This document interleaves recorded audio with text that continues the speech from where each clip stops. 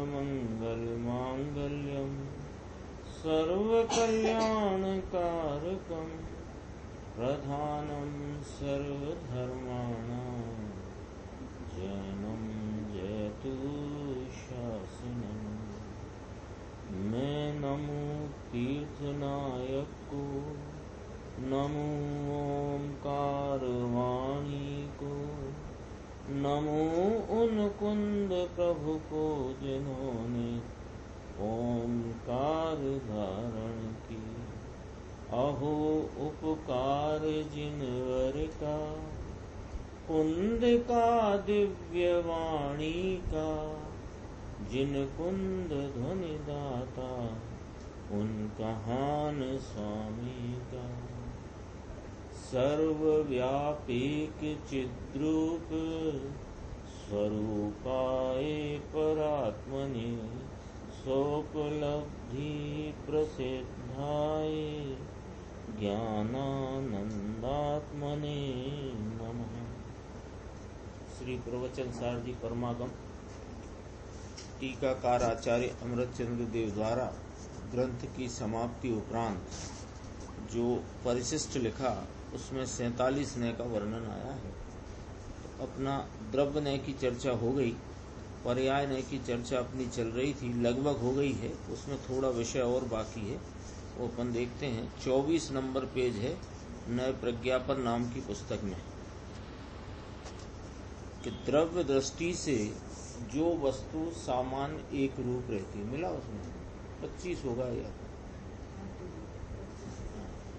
1.5 page का फर्क है। द्रव्य एकदम ये 8 लाइन है, पूरी वस्तु का स्वरूप नक्शा अपन यहाँ बना लो। ऐसा है कि द्रव्य दृष्टि से जो वस्तु सामान्य एक रूप रहती है, वही वस्तु पर्याय दृष्टि से समय समय में अन्य अन्य होती है। यानी वो वस्तु सामान्य रूप से तो एक रूप ही है। सामान्य माने उसका द्रव्य स्वभाव, वो द्रव्य स्वभाव को देखा जाए द्रव्य दृष्टि से तो वस्तु सदा काल एक रूप है। और वही वस्तु, वो पर्याय रूप वस्तु कोई अन्य जुदी वस्तु नहीं, वही वस्तु पर्याय दृष्टि माने उसके वर्तमान परिणाम की तरफ से देखा जाए तो समय समय में वह वस्तु अन्य अन्य होती है। कौन सी वस्तु? कि जो वस्तु त्रिकाल सामान्य पने एक रूप रहती है। जैसे यह जीव द्रव्य है, यह त्रिकाल चेतन रूप ही रहता है। ये कोई अवस्था में हो, निगोद में हो, मनुष्य त्रियंश देव नारकी हो, अथवा के मुनि दशा में हो, अथवा के सिद्ध दशा में हो, सब दशाओं में त्रिकाल देखने पर अनादि अनंत त्रिकाल प्रवाह में यह सामान्य वस्तु एक रूप रहती है। और वही वस्तु जो सामान्य एक रूप रहती है त्रिकाल, उसी को पर्याय दृष्टि से नाम वर्तमान परिणाम की तरफ से देखा जाए तो समय समय में माने प्रत्येक समय में वह अन्य अन्य होती है। यदि पर्याय दृष्टि से भी वह वैसी की वैसी ही रहा करती हो, यानी वर्तमान परिणाम की तरफ से देखते हैं तब भी वह वस्तु वैसी की वैसी रहे, यानी जैसे सामान्य पने त्रिकाल एक रूप है, ऐसी ही पर्याय दृष्टि से देखने पर वह पर्याय भाव में भी वैसी की वैसी रहे, तो क्या दिक्कत होगी कि तो समय समय में जो विशेष विशेष नाम कार्य होता है वह ही नहीं हो सकता। यानी दुख मिटकर सुख होना, दुख मिटना, आंशिक सुख होना, आंशिक सुख मिटकर पूर्ण सुख होना, ये फिर कहाँ होगा? यदि वस्तु सामान्य विशेष स्वरूप, जो सामान्य स्वरूप है, त्रिकाल एक रूप है, वही वस्तु प्रत्येक समय समय के परिणमन में यदि बदले नहीं, यदि बदलेगी ही नहीं तो फिर पर्याय दृष्टि की जो वस्तु यानी पर्याय की तरफ से देखने पर वस्तु तो जो की तो रही, तो फिर दुखी है तो दुखी रहेगा। तो क्यों कि वो पर्याय में जो बदलावट है, वो बदलावट ये है कि वह उसका विशेष है। और विशेष है वह एक रूप रहता नहीं, और सामान्य है वो एक रूप रहता है। तो ये यदि पर्याय दृष्टि से भी वस्तु को वैसी की वैसी ही रहा करे, तो समय समय पर जो विशेष नाम कार्य होता है वह ही नहीं हो सकता। अथवा इसे और समझते हैं कि विशेष बदलने पर सामान्य पृथक रह जाए। कोई ऐसा मान ले कि ठीक है साहब, सामान्य विशेषात्मक वस्तु आप जो फरमाते हो द्रव्य पर्याय स्वरूप, तो द्रव्य दृष्टि से सामान्य एक रूप रहने वाली वस्तु जुदा, और वर्तमान परिणाम में परिणमने वाली वस्तु जुदा। क्योंकि हमें एक बात ये थोड़ी पचाने में तकलीफ हो रही है। क्या पचाने में तकलीफ हो रही है कि महाराज जो सामान्य स्वरूप ही है, यानी जो एक रूप ही रहती है वही बदलती है, और जो बदलती है वही एक रूप रहती है। ये बात थोड़ी विरुद्ध लगती है ना। अपन उत्पाद व द्रव्य युक्तम सत जो जिन शासन का महासूत्र है, वो उसमें हम देखते हैं कि उत्पाद व्यय का भाव बदलावट वाला है, व्यतिरेकी भाव है, बदलने वाला भाव है, विद रूपता वाला भाव है। और वहीं ध्रुव रूप भाव है वो एक रूप भाव है, सामान्य भाव है, नहीं बदलने वाला भाव है। तो हमें ये बात हजम होना थोड़ी तकलीफ करती है कि जो वस्तु पलटती है वही नहीं पलटती, और जो नहीं पलटती वही पलटती है। ये तो तकलीफ हो गई। तो कहते वस्तु का स्वरूप ऐसा है कि वस्तु को उसके द्रव्य स्वभाव से, द्रव्य दृष्टि से देखने पर वह वस्तु कभी भी नहीं बदलती। यानी यह चेतन अनादि अनंत त्रिकाल काल प्रवाह में चेतन ही रहता है, और वह चेतन की जो विशेष हैं, यानी उसके जो कम ज्यादा जानने की, सुख दुख की, राग वीतराग की जो विकारी निर्विकारी अवस्थाएं हैं, वे बदलती हैं। अब वे बदले ही नहीं तो विकारी विकारी ही रह गया। सामान्य की भांति कार्य रूप जो पर्याय भाव है वो भी न बदले, सर्वथा ही न बदलने वाला मान लो, तो फिर ये दुख मिटकर सुख कहाँ से आएगा। एक बात तो ये कही। दूसरा, कोई यूं सोचे कि द्रव्य स्वभाव जो नहीं बदलने वाला है वो तो रखो अलग, और बदलने वाला भाव रखो अलग। क्योंकि कभी कभी समझाने की संक्षिप्तता में ऐसा भी कहने में आता है कि द्रव्य नहीं बदलता, पर्याय बदलती है। ये क्या हुआ कि जिसने ये द्रव्य पर्याय का स्वरूप समझ लिया है, वो सुनने वाले ने और कहने वाले ने, तो ये कहने में कोई दोष नहीं पड़ता कि द्रव्य नहीं बदलता, पर्याय बदलती है। कौन को? कि जिसने द्रव्य पर्याय को एक वस्तु जान लिया है, और द्रव्य का स्वभाव द्रव्य रूप से सामान्य और पर्याय का स्वभाव विशेष रूप से विविध रूप है, ऐसा जिसने निर्णय किया है, ऐसा जो वस्तु का स्वरूप समझ गया है, वो यदि ऐसा कहता है कि द्रव्य नहीं बदलता, पर्याय बदलती है, तो वो इस बात को जानकर कहता है कि द्रव्य पर्याय स्वरूप एक वस्तु है। लेकिन कोई यह वाक्य अथवा इस प्रकार का निरूपण सुन करके अपने आप में ऐसी कोई कल्पना धारण कर ले कि हम समझ गए साहब, द्रव्य नहीं बदलता, पर्याय बदलती है, सो द्रव्य अलग है और पर्याय अलग है, ऐसा कोई मान बैठे, तो क्या करेगा कि फिर वह विशेष जो बदल गया उससे सामान्य पृथक रहा तुम्हारे लिए। तो क्योंकि तुमने तो यूं अपना नक्शा बना लिया है द्रव्य गुण पर्याय स्वरूप वस्तु का कि द्रव्य नहीं बदलता, पर्याय बदलती। इस पैराग्राफ में कहां से बात शुरू हुई देखो। द्रव्य दृष्टि से जो वस्तु सामान्य एक रूप रहती है वही वस्तु पर्याय दृष्टि से समय समय पर अन्य अन्य होती है। तो ये अन्य अन्यता वो सामान्य से पृथक नहीं है, और अन्य अन्यता से वह एक रूप अनन्य भाव सामान्य वो पृथक नहीं है। कोई सर्वथा यूं मान ले कि द्रव्य नहीं बदलता, पर्याय बदलती है, तो भाई फिर तेरी पर्याय उस द्रव्य सामान्य से पृथक रह गई, और द्रव्य सामान्य उस विशेष से पृथक रह गया। अब ये समस्या हो गई कि फिर विशेष किसका? ये जो कार्य में बदलावट हुई, दो वस्तु हो गई, फिर दो वस्तु में ये निर्धारण कौन करेगा कि ये पर्याय किसकी?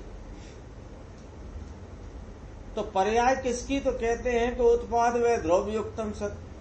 ये पूर्व की पर्याय पलटकर जो नई पर्याय हुई है, माने पूर्व की पर्याय का नाश हुआ और नवीन पर्याय हुई, तो वहां ध्रुव ये सूचना दे रहा है कि ये वही ध्रुव है जिसकी पूर्व पर्याय थी और अब वह नाश हो गई है और नवीन पर्याय हो गई है। तो अन्वय व्यतिरेक स्वरूप सामान्य विशेषात्मक ही वस्तु है, ये बात पहले निर्धारण करना। फिर सामान्य से विशेष किस प्रकार जुदा है और सामान्य दृष्टि का विषय किस प्रकार जुदा है, वो अगला पॉइंट है। देखो, विशेष बदलने पर सामान्य पृथक रह गया, और अर्थात क्या हो गया कि तेरी दृष्टि या मान्यता में सामान्य और विशेष सर्वथा पृथक हो जाएंगे, परंतु ऐसा होता नहीं। क्यों? कि आपके पास एक चूड़ी थी 10 तोले की कंगन, अब वो 10 तोले सोना चूड़ी थी, और तो वो सोना सामान्य पने रहने वाला सोना वही चूड़ी रूप है, और अगले दिन वही बाजूबंद रूप है, और अगले दिन वही हार रूप है। तो बाजूबंद और हार और चूड़ी कंगन, इनमें पृथकता है, तो ये उसका सोने का विशेष है। यदि सोना तो नहीं पलटता और आकार पलटता है, ऐसा जान रहे हो, तो वो आकार और सोना सर्वथा पृथक हो गया, तो चूड़ी सोने की है, बाजूबंद सोने का है, हार सोने का है, ये कहाँ रह गया? यद्यपि के सोना वह का वही है, सोना नहीं पलटा है, पर सोना नहीं पलटने पर भी कुछ पलटा है। जो पलटा है वह विशेष है, जो नहीं पलटा वो सामान्य है। तो सामान्य को सर्वथा विशेष से पृथक मान लोगे, तो फिर तुम्हारे हाथ में जो चूड़ी है अथवा बाजूबंद है वह कौन है? क्योंकि ऐसा होता ही नहीं। सोना तो चूड़ी में भी सोना है, बाजूबंद में भी सोना है, और हार में भी सोना ही है। क्योंकि सामान्य कभी विशेष बिना नहीं होता, ये याद रखना। ये लाइन जीवन में याद रखना। अपने जीवन में ये बात समझ ली है तो समझ कर याद रखना, नहीं समझी है तो और समझो और समझ के फिर याद रखो। क्या? कि सामान्य कभी विशेष बिना नहीं होता और विशेष कभी सामान्य बिना नहीं होता। वस्तु अनेक धर्मात्मक है। यानी इस बात को इस प्रकार है कि सामान्य कभी विशेष बिना का नहीं होता, विशेष कभी सामान्य के बिना नहीं होता, लेकिन सामान्य सामान्य पने रहता है और विशेष विशेष पने रहता है। विशेष पलटकर सामान्य नहीं हो जाता, सामान्य पलटकर विशेष नहीं हो जाता, तथापि सामान्य हर विशेष में सामान्य पने। वस्तु अनेक धर्मात्मक है। सामान्य और विशेष ये जो वस्तु का स्वरूप है, दोनों को एक साथ न मानो तो वस्तु ही सिद्ध नहीं होगी। यहाँ प्रकरण में क्या मतलब है इसका? यहाँ प्रकरण में यह मतलब है कि सामान्य विशेष आत्मक ही वस्तु का स्वरूप है, उसकी संरचना का ऐसा ही प्रकार है। तो यहाँ जो चल रही है बात कि द्रव्य से आत्मा सामान्य पने चैतन्य मात्र है।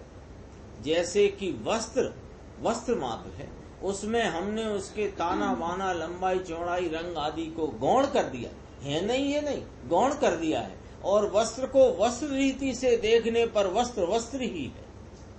और उसी समय में जब वह वस्त्र है, ये जो वस्त्र है ये इसी समय में ताना बाना वाला है कि नहीं? तो उसी वस्त्र को ताना बाना की तरफ से नाम पर्याय न से देखने पर ये ताना बाना रंग रोगन स्वरूप है। ऐसे ही आत्मा पर्याय न से देखने पर, उसके विशेषों से देखने पर गुण पर्याय ज्ञान दर्शन चारित्र आदि गुण पर्याय वाला है। और वही आत्मा उसी समय में द्रव्य नय से देखने पर सामान्य पने चैतन्य मात्र है। तो एक ही वस्तु में यह अनंत धर्म एक ही समय में साथ साथ मौजूद है। जब सामान्य पने यह आत्मा चैतन्य मात्र है, उसी समय विशेष पने अपने ज्ञान दर्शन चारित्र आदि गुणों के और उनकी विकारी अविकारी पर्याय स्वरूप है। ये पर्याय न बताता है, नीचे कहेंगे देखो, नए से विचार करने वाला भी सर्व धर्मों का समुदाय वह आत्मा है ऐसा लक्ष्य में रखकर, यानी ये पर्याय नय की बात है। देखो अभी अपन विचार करते हैं। पर्याय नय से आत्मा ज्ञान दर्शन चारित्र आदि गुण पर्याय भेद वाला है, ठीक है। तो ये उस समय पर्याय नय से विचार करो तो पर्याय नय से आत्मा चैतन्य मात्र है ऐसा नहीं है, पर्याय नय से नहीं। द्रव्य नय से उसी समय में वही आत्मा द्रव्य नय से चैतन्य मात्र है और पर्याय नय से ज्ञान दर्शन चारित्र आदि गुण पर्याय मात्र है, ऐसा है ना। तो वो दोनों नय के विषय जुदा जुदा है, लेकिन एक नय के द्वारा यानी ज्ञान के एक अंश द्वारा, शुद्ध ज्ञान के एक अंश द्वारा वस्तु के एक धर्म को जानने पर एक ही धर्म जानना है, ये वाली बात नहीं है। एक ही धर्म जानते हुए अनंत धर्मात्मक वस्तु को लक्ष्य में लेना है। ये 47 नय का ये प्रकरण है। यानी एक नय से अपन कहें कि द्रव्य नय से आत्मा ज्ञान दर्शन चारित्र आदि भेद वाला भी है कि नहीं, ये कथन तो गलत हो गया। द्रव्य नय से आत्मा चैतन्य मात्र है, गुण पर्याय भेद वाला नहीं है, ये कथन सही हुआ, ठीक है। लेकिन जिस समय में द्रव्य नय से आत्मा चैतन्य मात्र है, उसी समय में वह आत्मा अनंत धर्मात्मक है ऐसा लक्ष्य में लेना। पकड़ में आई बात क्या कहना चाहते हैं? यानी एक नय तो एक ही धर्म को विषय करेगा, लेकिन उस एक धर्म को विषय करते हुए एक ही धर्म स्वरूप है ऐसा मत लक्ष्य में लेना। एक धर्म को उसकी मुख्यता में विषय करने के काल में भी वस्तु अभेद अनंत धर्मात्मक, तो वह अनंत धर्मात्मक है ये बात लक्ष्य में लेकर के समझना, ऐसे कहना। देखो दोबारा स्टार्टिंग में ही बोला था ना, जब नए अनंत धर्मात्मक वस्तु को जानने के लिए नए का, हाँ, अनंत धर्मों में व्यापने वाले अनंत नय, ऐसा शब्द आया ना, और अनंत नयों में व्यापने वाला एक शुद्ध ज्ञान। अब ये लगा लो इसी फार्मूले में कि नय कौन है, कि वो एक धर्म को विषय बनाने वाला नय। तो विषय कौन बना रहा है? कि शुद्ध ज्ञान का परिणाम। नय का कोई परिणाम नहीं होता, शुद्ध ज्ञान का जो परिणाम है, शुद्ध ज्ञान रूप परिणमित जो ज्ञान का अंश, वो एक धर्म को विषय बना रहा है। तो शुद्ध ज्ञान क्या करेगा? कि शुद्ध ज्ञान पूरे द्रव्य को लक्ष्य में लेगा, इसलिए प्रमाण। नय से विचार करने वाला भी सर्व धर्मों का समुदाय वह आत्मा है ऐसा लक्ष्य में रखकर उसके, यानी आत्मा वस्तु के, आत्मा ही है ना यह प्रश्न में, तो उसके नाम आत्मा वस्तु के एक एक धर्म का भेद डालकर नय से विचार करता है, लेकिन लक्ष्य में से वह अनंत धर्मात्मक वस्तु को नहीं छोड़ देता।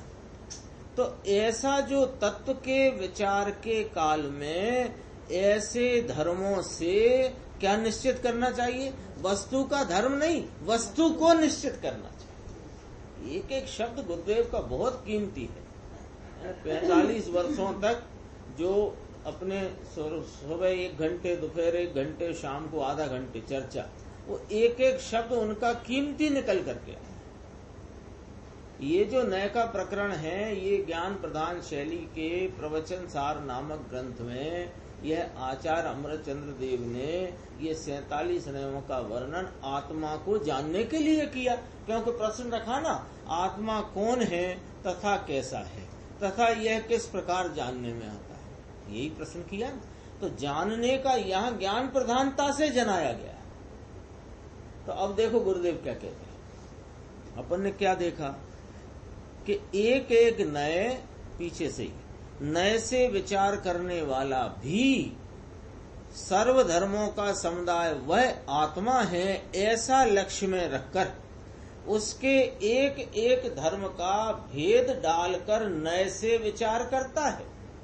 तो क्या मतलब निकला इसका कि तत्व के विचार के काल में, तत्व के विचार के काल में ऐसे धर्मों से वस्तु को आत्मा को निश्चित करना चाहिए। तो फिर इसमें हमें अब पूरी बात बता दो साहब। ये तो आपने बता दी, एक एक नए से एक एक धर्म को ख्याल में लेकर, विचार में लेकर हमको तत्व विचार द्वारा आत्मा को निश्चित करना चाहिए। तो ऐसे करें कि हाँ सुनो, तत्व का निर्णय करके आपको वहां तत्वानुवेदता नहीं बनाना है। वहां तत्व का निर्णय करके अभेद चैतन्य स्वभाव पर दृष्टि करने से सम्यक दर्शन ज्ञान चारित्र प्रकट होते हैं, अथवा वह आत्मा स्वानुभव रूप प्रमेय होता है। ये मतलब ये तत्व का विचार करा एक एक नए से। तो ये ज्ञान प्रधान शैली में वस्तु का निर्णय तक का कार्य है, लेकिन निर्णय के उपरांत अभेद में एक अनंत वो शब्द आया था ना, अनंत धर्मात्मा, अनंत धर्मों का अधिष्ठाता, अनंत धर्मों का अधिष्ठाता स्वामी। फिर क्या शब्द आया था? एक द्रव्य है। एक ने क्या कह दिया? एक ने अनंत धर्मों का अधिष्ठाता कह करके अनंत धर्मात्मक तो कहा, लेकिन वह एक शब्द ने उसके अभेदपने को खड़ा कर दिया। तो अनंत धर्मों का अधिष्ठाता, उस अधिष्ठाता स्वामी एक द्रव्य को, तो वह स्वामी को, अधिष्ठाता को उसके अनंत धर्मों से विचार करके उस अनंत धर्मात्मक एक वस्तु को निश्चित करना, और उस एक की दृष्टि करने पर सम्यक दर्शन ज्ञान चारित्र प्रकट होता है। एक एक नए का प्रवचन गुरुदेव का बहुत कीमती। जहां अभेद स्वभाव के अनुभव में ढला, जहां अभेद स्वभाव को दृष्टिगत किया, वहां पर ऐसे धर्म के भेद के विचार नहीं रहते। यदि ये मैं पर्याय न से ऐसा, द्रव्य न से ऐसा, अस्तित्व न से नास्तित्व न से, अस्तित्व नास्तित्व न से ऐसा ऐसा ऐसा, ये सब विचारों का प्रवाह वहां नहीं है भाई साहब। ये तो निर्णय, तत्व निर्णय के काल में बराबर एक एक नए से एक एक धर्म का विचार लेकर संपूर्ण वस्तु आत्मा अनंत धर्मात्मक को लक्ष्य में लेना, और उसे लक्ष्य में लेकर उस एक को ही दृष्टि में लेने से अनुभव में ढल जाता है उपयोग, यानी उपयोग अनुभव रूप हो जाता है, स्वयं संचेतन रूप परिणमित हो जाता है। वहां ऐसे धर्मों के भेद के विचार नहीं रहते। फिर देखो, फिर आगे बात, ये पूरा प्रकरण ऐसा है कि एक शब्द छोड़ने का मन नहीं होता।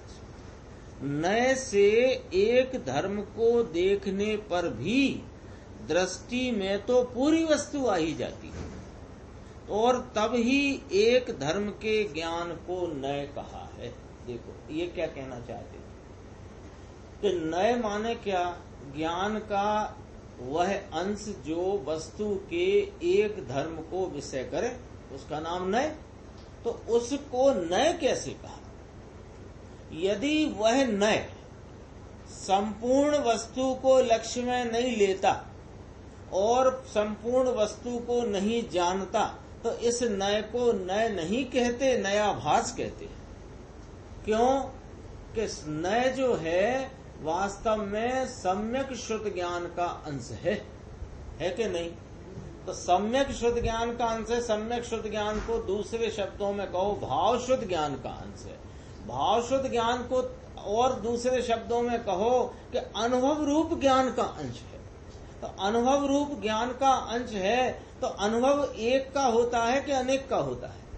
एक के लक्ष्य करने से अनेक धर्मात्मक वस्तु का अनुभव उस पर्याय में प्रकट होता है। तब उस एक धर्म के विषय को नय कहा, और वह नय भी तब ही नय है ना जब भावशुद्ध ज्ञान में वह आत्मा प्रमेय होए, अन्यथा इसका नाम नय होता ही नहीं, नयाभास होता है। देखो, नय कहते ही वस्तु का एक पक्ष आया, क्योंकि नय तो एक ही धर्म को विषय करता है, उसका तो ऐसा ही सिस्टम ही है, उसका तो स्वरूप ही ऐसा है। क्या कहा कि नय कहते ही वस्तु का एक पक्ष आया, अर्थात दूसरे पक्ष पहलू बाकी हैं। ये मनुष्य का सीधा हाथ है, तो वो मनुष्य के सीधे हाथ को लक्ष्य में लेकर के पूरा मनुष्य लक्ष्य में आता है कि हाथ लक्ष्य में आता है, और पूरा मनुष्य लक्ष्य में ना ले तो वो हाथ को लक्ष्य में लेना भी उसका बेकार है। तो उसी समय जब एक दाहिने हाथ को लक्ष्य में लिया तो उसी समय अन्य हाथ पैर पूरे अंग और वह उन अंगों का अंगी है, ऐसा ख्याल में आता है। नए एक धर्म को मुख्य करके, देखो एक एक शब्द में इतना है कि पूरा रहस्य भरा है। नए एक धर्म को मुख्य करके वस्तु को लक्ष्य में लेता है। यहाँ ये ना समझना कि द्रव्य नय से वस्तु चैतन्य सामान्य मात्र है या वस्तु सामान्य रूप से चैतन्य मात्र है, तो एक चैतन्य मात्र को लक्ष्य में लिया है। चैतन्य मात्र स्वरूप संपूर्ण वस्तु को लक्ष्य में लिया। ये नय का ऐसा प्रयोजन है यहाँ कहने का। वह धर्म वस्तु का है और वस्तु अनंत धर्म वाली है, इसलिए नय के साथ ही एक नय से एक धर्म का विचार करते ही उस अनंत धर्म वाली वस्तु का प्रमाण ज्ञान भी साथ ही है। यदि नय को अलग कर दो, प्रमाण को न रखो, तो नय ही नहीं बचता। किसका नय? नय तो अंश को जानता है, सो अंश किसका? कि अंशी का, अवयवी का। अवयव किसका? कि अवयवी का। हाथ किसका? कि मनुष्य का। हाथ लक्ष्य में लिया तो हाथ लक्ष्य में लेके पहचान लिया मनुष्य को। अंशी के ज्ञान बिना, बहुत गंभीर है, देखो, अंशी के ज्ञान बिना अंश का ज्ञान यथार्थ नहीं होता। पूरी वस्तु के प्रमाण ज्ञान पूर्वक उसके एक अंश का ज्ञान होवे तो ही उसे नय कहा जाता है। ये पहले से ही बात, इसी पैराग्राफ में पहली लाइन से बात उठाई थी गुरुदेव ने। नय कब कहेंगे? नय कब कहेंगे? कि द्रव्य नय से आत्मा सामान्य चैतन्य मात्र है, जैसे कि वस्त्र मात्र है। ऐसा किसको लगाइए नय और कैसे लगाइए नय? कि जिसने शुद्ध ज्ञान प्रमाण किया है वस्तु को, उसको नय लगा, अन्यथा नय होता नहीं। इस प्रकार नय के साथ प्रमाण भी साथ ही है। इस प्रकार द्रव्य नय और पर्याय नय, इन दो नयों से आत्मा का वर्णन किया। अभी दो नय चले। अब अस्तित्व नय इत्यादि 7 नयों से, ये सप्तभंगी के रूप से यहाँ पर अस्तित्व नय, नास्तित्व नय, अस्तित्व नास्तित्व नय, अवक्तव्य नय, अस्तित्व अवक्तव्य, नास्तित्व अवक्तव्य और अस्तित्व नास्तित्व अवक्तव्य, ऐसे ये सप्तभंगी वाले यहाँ पर 7 नए आचार्य परमात्मा प्रस्तुत करेंगे। उनके द्वारा भी आत्मा के अस्ति नास्ति इत्यादि 7 धर्मों का वर्णन किया जाएगा, है ना। अब इसका नंबर आया नय का तीसरे नंबर का नय। ये तीसरे से लेकर तीसरा, चौथा, पांचवा, छठवां, सातवां, आठवां और 9वां, ये 7 नय समझने के लिए अपने को तीसरे नय को बहुत गंभीरता से समझना, जो अभी चलेगा। यदि तीसरा नय अपन ने समझ लिया तो चौथा समझ में आएगा, और तीसरा चौथा समझ में आया तो सब समझ में आएगा। हाँ, वो एक साथ उनका वर्णन एक दूसरे से संबंधित है। चौथा नय है, तीसरा नय है अस्तित्व नय। देखो, अस्तित्व नयनियो मय गुण कार्म उकांतराल वर्तित संहिता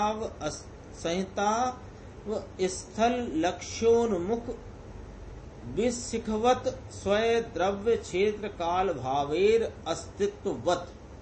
अब देखो, ये पढ़ना है अपने को, और पढ़ने से ये थोड़ा सा जटिल लगता है, पर अपन उसको बहुत सरलता से समझेंगे।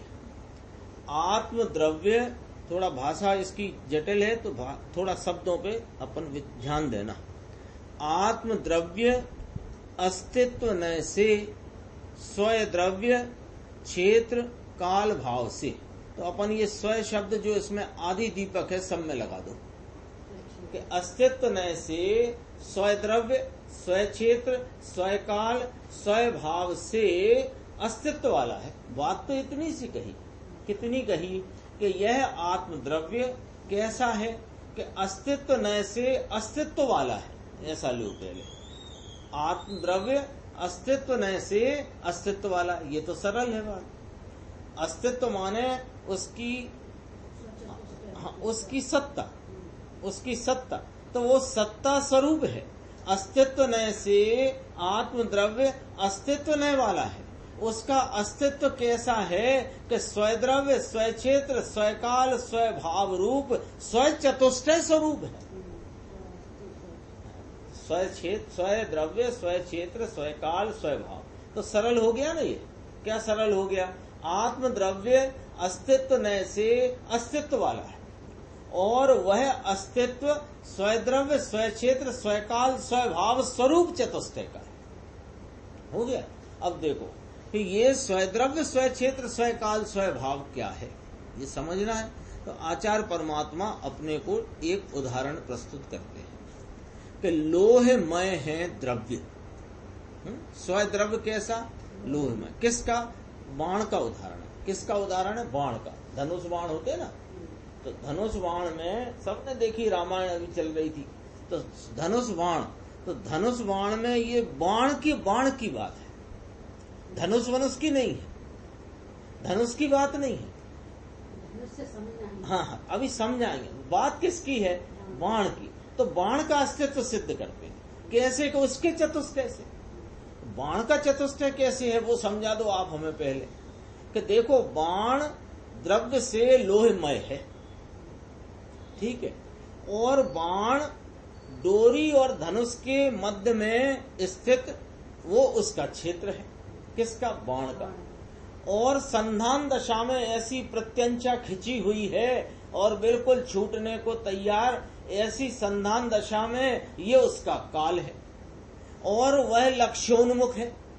बाण ऐसा नहीं होता कि लक्ष्य बिना का, लक्ष्योन्मुख ही है वह। लक्ष्योन्मुख माने लक्ष्य के उन्मुख, लक्ष्य के प्रति, लक्ष्य की तरफ। तो ऐसा लक्ष्योन्मुखता किसमें है? कि बाण का स्वभाव है। लक्ष्योन्मुखता होना बाण का स्वभाव है। कैसे बाण का? कि जो प्रत्यंचा पर तना हुआ, खिंचा हुआ, उस पर्याय में वर्तता है। कौन कौन कहाँ रह करके वर्तता है? कि वह प्रत्यंचा और डोरी के वो जो बाण और धनुष की डोरी के बीच में रहता हुआ वह वहां पर कौन? के वह लोहमय बाण। इसका एक चित्र है, मैं पहले चित्र दिखाता हूँ, फिर उसमें से समझ में आएगी बात। देखो, इसमें दिख सकता होगा लोगों को शायद।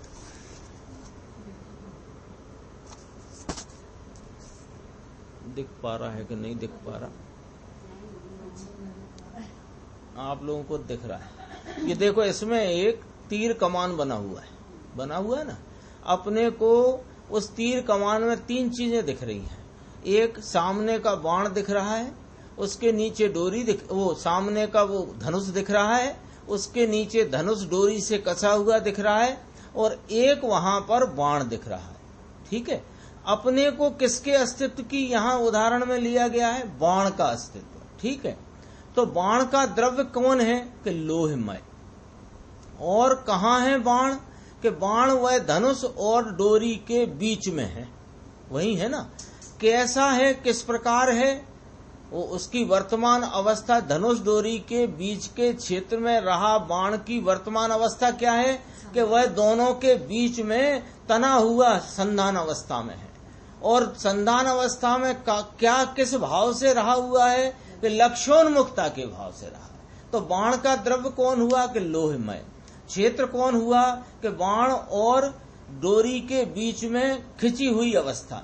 और उसका क्या हुआ, हाँ, और उसकी संधान दशा है, यानी वह तैयार है तना हुआ, ये उसकी काल है वर्तमान अवस्था। और उसका स्वभाव क्या है कि लक्ष्योन्मुखता उसका स्वभाव है। वह कोई बाण तर्कश में रखे बाण को नहीं लिया यहाँ। ऐसे अपन ने देखा ना, हाँ, रामायण में वो इधर एक तर्कश है जिसमें बहुत सारे बाण फंसे हैं, तो वो बाण वो वाला बाण नहीं, उस बाण से तो नास्ती है। हाँ, यहाँ द्रव्य क्षेत्र काल भाव, लाइट ज्यादा हो रही है इस पे असल में, द्रव्य क्षेत्र काल भाव। तो इसमें धनुष दिख रहा है, तो धनुष नहीं देखना, डोरी नहीं देखना, किसकी बात चल रही है, बाण की।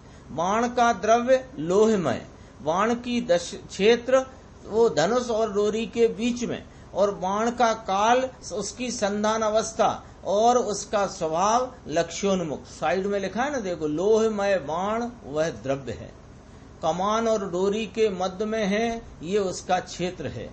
संधान दशा माने खिंची हुई अवस्था, वह उसका काल है, और लक्ष्य की तरफ उन्मुखता है, ये उसका भाव है।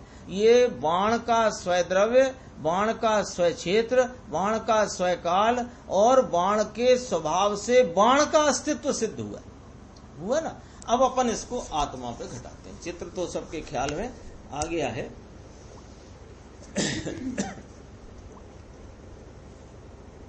अब अपन देखें कि आत्मा क्या, कि आत्मा चैतन्य में, आत्मा चैतन्य में, और उसका क्षेत्र के अपने असंख्यात चैतन्य प्रदेश, वह उसका क्षेत्र है।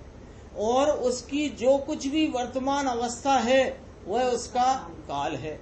और वो उस पर्याय जो है, उस पर्याय के प्रतिलक्ष्य रूप है, यानी उस पर्याय में वह परिणमित होता है। ये उसकी लक्ष्योन्मुखता है, ये उसका स्वभाव। आत्मा चैतन्य मात्र द्रव्य, अपने चैतन्यमयी असंख्यात प्रदेश क्षेत्र में रहा हुआ वर्तमान परिणाम से परिणमित आत्मा कैसा है कि वह वर्तमान परिणाम से परिणमन के स्वभाव त्रिकाल स्वभाव वाला है। काल में लेना वर्तमान दशा, और भाव में लेना त्रिकाल स्वभाव, और क्षेत्र उसका असंख्यात प्रदेशी। और उसकी वो किसमय है, चैतन्यमय है, जैसे कि बाण लोहमय है। ये अब अपन आगे पढ़ते हैं, थोड़ा इसमें से ख्याल में आया होगा चित्र के माध्यम से। जैसे कोई बाण स्वय द्रव्य से लोहमय है, और स्वय क्षेत्र से डोरी और धनुष के मध्य में स्थित है। ये सब चित्र में अपन ने बात देख ली। स्वय काल से संधान दशा में है, अर्थात धनुष पर चढ़ाकर खींची हुई दशा में है, ये उसका वर्तमान परिणाम है, तो ये उसका काल कहा। चित्र से बहुत सरल हो गया, चित्र से सरल हो गया।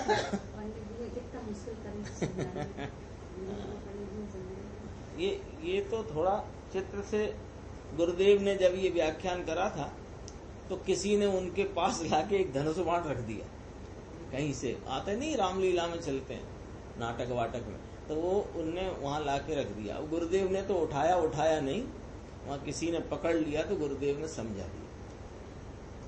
उनने कहा कि कोई यहाँ ये रख गया है धनुष बाण, तो इसको उठा लो, समझा। बाण को समझने के चक्कर में लोग उसकी धनुष समझने चले जाते हैं, ये भूल हो जाती है। धनुष नहीं समझो, डोरी न समझो, धनुष डोरी है इतना देख लो, पर समझना बाण के अस्तित्व को। क्योंकि बाण को समझाने के लिए धनुष इसलिए रखा गया है कि वो है ना, उसका है ना, वो दिखाना है, उसका वर्तमान काल उसकी लक्ष्योन्मुखता, वो दिखाना। अब देखो क्या कहते हैं, बाण स्वद्रव्य से लोह, ये क्या है, इसमें इतना जोर क्यों लगाना समझने में। अपन इसमें इस बात को जितना अच्छा समझ लेंगे तो अगली बार यही वाक्य और बड़े बड़े होके आएंगे। अस्तित्व में अब जब नास्तित्व की बात चलेगी तो कहेंगे कि अलोहमय आदि इत्यादि। फिर जब अस्तित्व नास्तित्व दोनों कहेंगे तो स्वय से लोहमय, पर से अलोहमय एक साथ चलेगा। इसलिए एक बार ये नक्शा चित्त में बन जाएगा ना, तो फिर सारी बात अपने को सरल बिल्कुल पानी की भांति हो जाएगी। देखो, दो बातें हुई। जैसे कोई बाण स्वय द्रव्य से लोहमय है, स्वय क्षेत्र से डोरी और धनुष के मध्य में स्थित है, स्वय काल से संधान दशा में है, अर्थात धनुष पर चढ़ाकर खींची हुई अवस्था में दशा में है, और स्वभाव से बाण का स्वभाव क्या है? लक्ष्योन्मुख, अर्थात निशान की ओर है, उसके प्रति है, लक्ष्य के तरफ है। उसी प्रकार आत्मा अस्तित्व न से स्वय चतुष्टय से अस्तित्व वाला है। अपन ने आत्मा के संबंध में भी विचार कर लिया, उदाहरण से तो कर ही लिया कि आत्मा चैतन्यमय, ये इसका द्रव्य, और आत्मा अपने असंख्यात चैतन्य प्रदेशों में रहा हुआ, ये इसका क्षेत्र, और वर्तमान परिणाम में परिणमित, ये खिंची हुई अवस्था कहा ना, तो वर्तमान परिणाम में परिणमन, वह उसका काल, और वह अपने वर्तमान परिणाम के प्रति परिणमित होता है, ऐसा उसका स्वभाव है ना। ये साधक दशा लेंगे इसमें अपन समझने के लिए स्वय काल में, कि कौन सा परिणाम लेना, कि सम्यक दर्शन का अथवा दो कषाय के अभाव रूप स्थिरता, साधक दशा, तीन कषाय के, इस प्रकार की, चाहे सिद्ध अवस्था, तो साधक अवस्था हो कि साध्य अवस्था हो, उन अवस्थाओं में रहा हुआ ये काल है उसका, वर्तमान परिणमन वाला, और लक्ष्योन्मुखता उसका स्वभाव है। उसी प्रकार आत्मा अस्तित्व न से स्वय चतुष्टय से अस्तित्व वाला है। मेरे ख्याल से अभी इतना विषय अपने ख्याल में आ गया। अब अपन गुरुदेव का देखते हैं, तो बीच बीच में जरूरत पड़ेगी तो उस चित्र का फिर प्रयोग करेंगे। अनंत धर्मों के पिंड रूप पूर्ण आत्म द्रव्य तो प्रमाण का विषय। अभी ये समझना इतनी एक लाइन ही, अनंत धर्मों के पिंड रूप पूर्ण आत्म द्रव्य तो प्रमाण का विषय है, और उसी को अस्तित्व न से देखने पर वह अस्तित्व वाला है, ये एक धर्म है। कोई ऐसे कंफ्यूजन में न चले जाना कि यहाँ स्वय द्रव्य, स्वय क्षेत्र, स्वय काल, स्वय भाव से अपने चतुष्टय, स्वय चतुष्टय से अस्तित्व वाला कहा तो प्रमाण का कहा है कि न, प्रमाण में तो वह अनंत धर्मात्मक वस्तु है, वो ही प्रमाण का विषय। यहाँ तो एक अस्तित्व धर्म से उसको अस्तित्व वाला देखना, ये अस्तित्व नहीं है। चारों तो एक नहीं आ गए। हाँ, अपने को चारों आ गए, तो चारों आ गए तो ये संशय न खड़ा करना कि ये चारों आ गए तो वो पूरा प्रमाण का विषय आ गया। प्रमाण का विषय पकड़ना, पर ये एक न है, अस्तित्व न, ऐसा समझना। पकड़ना तो प्रमाण का ही विषय, पकड़ना तो अनंत धर्मात्मक आत्मा को है, अनंत धर्मों के पिंड रूप अभेद वस्तु को है, लेकिन ये अभेद वस्तु का कथन नहीं है। ये एक न से एक धर्म की बात है, अस्तित्व धर्म वाला है आत्मा। अपन ने पढ़ा था ना पहली लाइन, अस्तित्व न से आत्म द्रव्य, अस्तित्व न से, मूल जो है बोल्ड अक्षर, आत्म द्रव्य अस्तित्व न से अस्तित्व वाला है। ये तो उसके समझाने की बात है, स्वय द्रव्य, स्वय क्षेत्र, स्वय काल। अभी तो इतना ही पढ़ सकते हैं, आत्म द्रव्य अस्तित्व न से अस्तित्व वाला है, बस।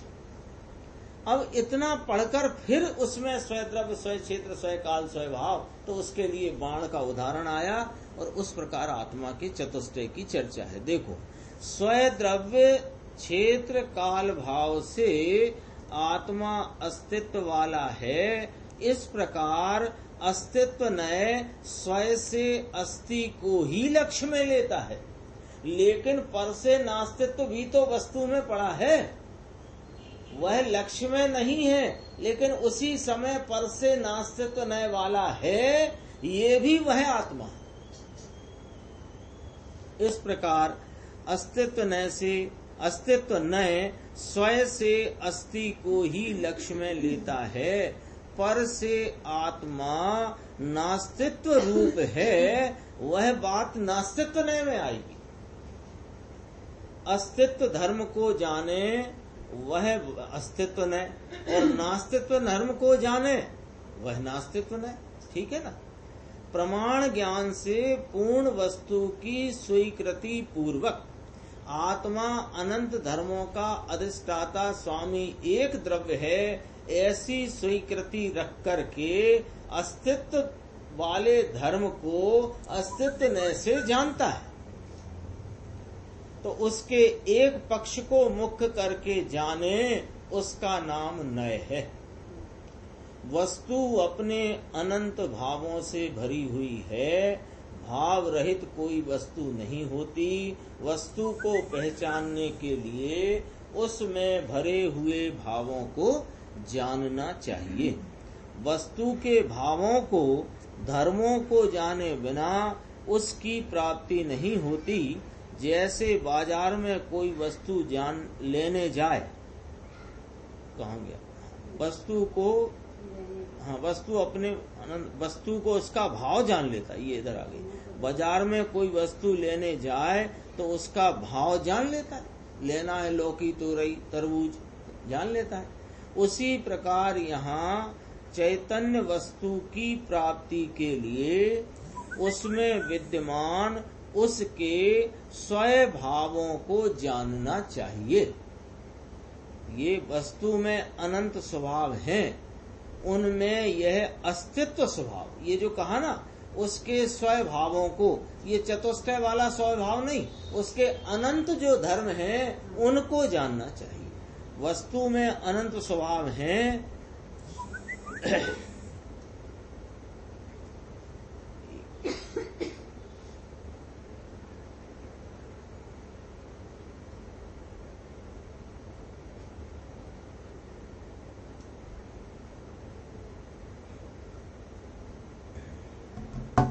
वस्तु में अनंत स्वभाव है, उनमें यह अस्तित्व स्वभाव का वर्णन चल रहा है। स्वभाव का अर्थ यहाँ क्या चल रहा है, वो स्वद्रव्य क्षेत्र स्वभाव वाला नहीं, स्वभाव का अर्थ है वस्तु का धर्म। देखो, आत्मा का अस्तित्व है, ये थोड़ा पकड़ना बात को। यहाँ अपन से जहाँ चूक होती है और यहाँ आचार्य अमृत चंद्र देव का क्या मंतव्य है वो पकड़ना है अपने। आत्मा का अस्तित्व है ऐसा सामान्य रूप से तो अनेक लोग मानते हैं, किंतु उसका अस्तित्व किस प्रकार है, यानी उसका स्वद्रव्य, स्वक्षेत्र, स्वकाल, स्वभाव कैसे हैं, उसे जाने बिना यथार्थ आत्मा का अस्तित्व ज्ञात नहीं होता। यानी क्या हुआ, आत्मा का अस्तित्व है ऐसा सभी लोग मानते हैं। अनेक लोग लिखा, अपन सभी समझ लो, सभी लोग मानते हैं। कौन है कि मैं आत्मा हूं, मानते हैं। इसमें, इस स्वीकार उक्ति में आत्मा कौन है और कैसा उसका अस्तित्व है ये तो नहीं जानते। कैसे नहीं जानते साहब, इतने दिन से पढ़ रहे हैं, सब बात सुन रहे हैं, बराबर विचार भी करते हैं जितना भी हमें समय मिलता है, और हमने बराबर जाना है कि आत्मा चैतन्य मात्र है। तो चैतन्य मात्र जाना, तो उसका क्षेत्र क्या है तुमने जाना? तो क्षेत्र तो इसका असंख्यात चैतन्यमयी प्रदेश है। तो इस प्रदेश में तुम आत्मा क्यों ढूंढते हो? या फिर इस ये जो शरीर है ना, ये इसमें ये मैं आत्मा हूँ, ऐसा मैं आत्मा हूँ करके देखते ऐसे हो, तो तुम अभी क्षेत्र नहीं जानते। बात यहाँ क्या पकड़ना है, आत्मा का अस्तित्व है साहब, हम खुद ही कहते हैं आत्मा का अस्तित्व। हमने कब कहा कि आत्मा का अस्तित्व, मैं आत्मा हूँ? तो भैया कैसे हो? स्वद्रव्य कैसे? ज्ञायक तत्व। ज्ञायक तत्व हो तो ज्ञायक तत्व का क्षेत्र बता, कि क्षेत्र मेरा असंख्यात प्रदेश, पर चैतन्यमयी असंख्यात प्रदेश तेरा क्षेत्र है।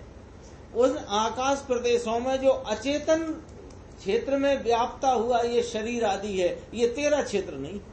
लेकिन अनादि से ये जीव ने इसको अपना क्षेत्र माना, जिससे इसकी नास्ति है और मानता है अस्ति। फर्क है कि नहीं बोलो? मानता है कि नहीं मानता? इसने कभी जब भी चैतन्य की बात चली तो इसने ये कहाँ से पकड़ता है? बिल्कुल सच्ची बात है, सब लोग जिनका चिंतन है उनकी बात करता हूँ। वे कहाँ पकड़ते हैं कि ये देह प्रमाण में। तो देह प्रमाण में पकड़ते हो तो देह से सापेक्ष नहीं है तेरे प्रदेश। ये तो एक ज्ञान कराया गया है, देह प्रमाण कहकर निमित्त से ज्ञान कराया गया। वहां पर स्व क्षेत्र तो अपना चैतन्यमयी चैतन्य स्वरूप असंख्यात प्रदेश है। तीसरी बात आएगी काल की। काल नहीं जानता ये जो वर्तमान परिणाम है ये तेरा काल है, क्योंकि उस वर्तमान परिणाम से तू कभी जुदा होता नहीं। ये तेरा स्वय काल है और उस स्वय काल में परिणमित होते रहना तेरा स्वभाव है। हमने इसने कहा माना, ये देह रूप परिणमित होने को अपना स्वभाव मानता है और देह की पर्याय को अपनी पर्याय मानता है। मैं बोला, मैंने खाया, मैंने पिया, मैंने मंजन किया, मैंने नहाया। तो देखो इसलिए कहते हैं किंतु उसका अस्तित्व किस प्रकार है, उसके स्वय द्रव्य क्षेत्र काल भाव कैसे हैं, उसे जाने बिना यथार्थ आत्मा का अस्तित्व ज्ञात नहीं होता। आत्मा का अस्तित्व जिस स्वरूप से है उसी स्वरूप से पहचान कर माने तो वह सच्चा आस्तिक कहलाता है। किंतु आत्मा के अस्तित्व को जो विपरीत रूप माने जिनकी तेरे में नास्ति है उनमें अपनी अस्ति माने तो वह परमार्थतया वास्तव में नास्तिक है, आस्तिक नहीं। नास्तिक में चला गया। जब तक यह स्वय द्रव्य, स्वय क्षेत्र, स्वय काल, स्वय भाव स्वरूप इस आत्मा के अस्तित्व को स्वीकार करके इस अनंत धर्मों के अधिष्ठाता एक अवेद आत्मा को दृष्टिगत नहीं करता, ये नास्तिक है, आस्तिक नहीं। थोड़ा सा और लेंगे। देखो, आत्मा अपने द्रव्य से, अपने क्षेत्र से, अपने काल से और अपने भाव से अस्थि रूप है। आत्मा के द्रव्य क्षेत्र काल भाव को समझाने के लिए यहाँ आचार्य देव ने तीर का दृष्टांत दिया है। जिस प्रकार कोई तीर, अपन बाण कह रहे थे ना, तो उसका नाम है तीर। तीर कहो कि बाण कहो, अब ये इसमें से मैं दिखाने की कोशिश करता हूँ।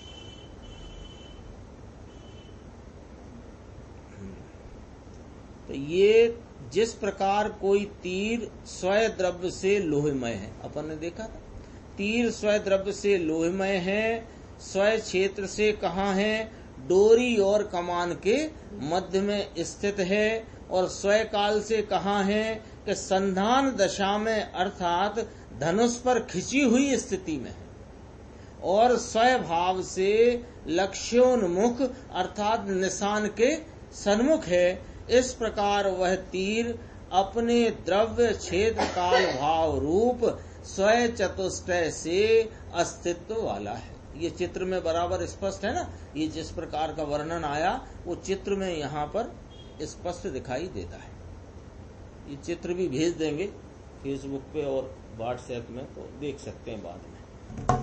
अभी देखो क्या कहा। अब आत्मा का देखिए, अभी आत्मा का अपन इसमें मिलान करते जाते हैं। बिंदुवाद देखो, स्वय द्रव्य जिस प्रकार बाण लोहमय है वह उसका स्वय द्रव्य है। मैं फिर कहता हूँ कि ये तीसरा नए समझने में पूरी ताकत झोंक देना, जितनी भी ताकत हो अपनी इसको समझने में झोंक दो, तो फिर आगे के सब नए बिल्कुल अपने को समझ में आएंगे। ये ना समझा तो फिर वो आगे दिक्कत आएगी। देखो, जिस प्रकार बाण लोहमय है वह उसका स्वय द्रव्य है, उसी प्रकार आत्मा अनंत गुण पर्याय का पिंड चैतन्यमय है, ये इसका स्वय द्रव्य है, स्वय क्षेत्र। जिस प्रकार वह बाण डोरी और कमान के बीच स्थित है वह बाण का स्वय क्षेत्र है।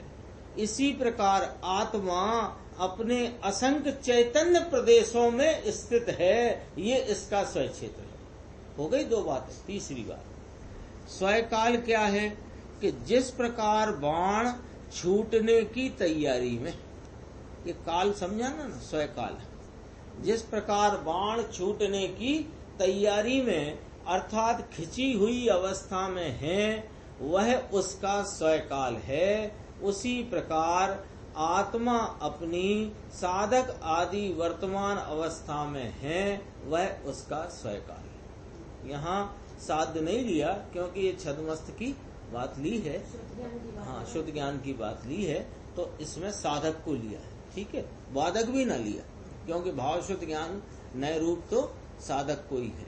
इसलिए क्या लिया, आत्मा अपनी साधक आदि वर्तमान अवस्था में है वह उसका स्वय काल है। ये अवस्था बिना का यदि आत्मा मानोगे, जैसा पर्याय में भी चर्चा आई थी कि अवस्था बिना का आत्मा मानोगे तो तुम आत्मा के अस्तित्व को ही स्वीकार नहीं कर, है ना। और जो सम्यक दर्शन है वो ज्ञान में इस आत्मा के लक्षण विशेष से जान करके इस आत्मा को ज्ञान दर्शन वाला स्वीकार नहीं करता, ये सत्ता मात्र देखता है, सत्ता मात्र स्वीकार करता है।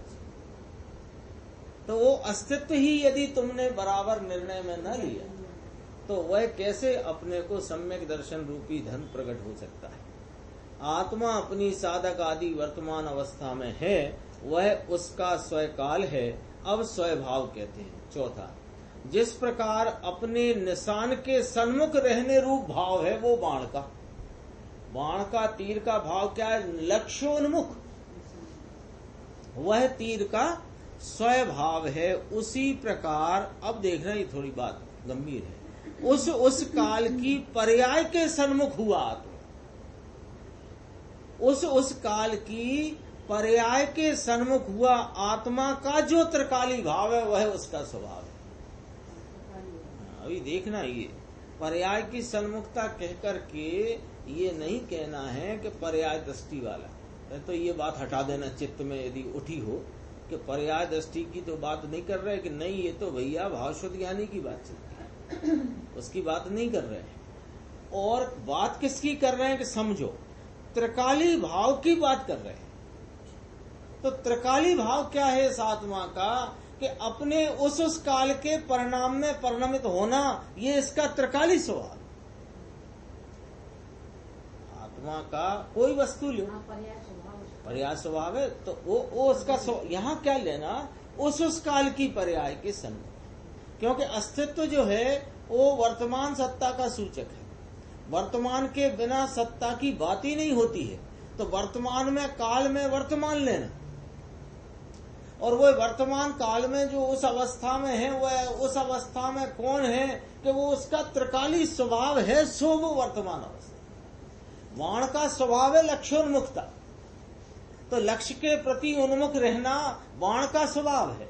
ऐसे अपने वर्तमान साधक भाव में परिणमित होना, ये अभी साधक लेता हूं मैं, बाकी तो सब भाव है। तो वर्तमान परिणाम में वो परिणमित होना वो आत्मा का त्रिकाली भाव है। इसमें देखो, पर्याय से सन्मुख हुआ नहीं लिखा है, उस काल की पर्याय से सन्मुख है यो नहीं लिखा है, उस काल की पर्याय के सन्मुख हुआ आत्मा। तो आत्मा का ये जो भाव है वो त्रिकाली भाव, वह उसका स्वभाव है। इस पर और 4 बार आएगी ये बात, अभी तो इसी प्रकार से और 3-4 बार आएगी। इस प्रकार जैसे बाण अपने द्रव्य क्षेत्र काल भाव में स्थित है, उसी प्रकार आत्मा अपने द्रव्य क्षेत्र काल और भाव से अस्तित्व वाला है। वस्तु का ऐसा अस्तित्व अपने से ही है, किसी पर के कारण से नहीं है। ये बात अपन ने यहाँ तक की चर्चा चली। 28 नंबर पेज आगे आएगा, उस पे भी काफी चर्चा है, वो अपन आगे की स्वाध्याय में लेंगे। निज निधि निज में बताई, यह अनंत उपकार है, उसके लिए जिन वाणी माँ को वंदना शत बार।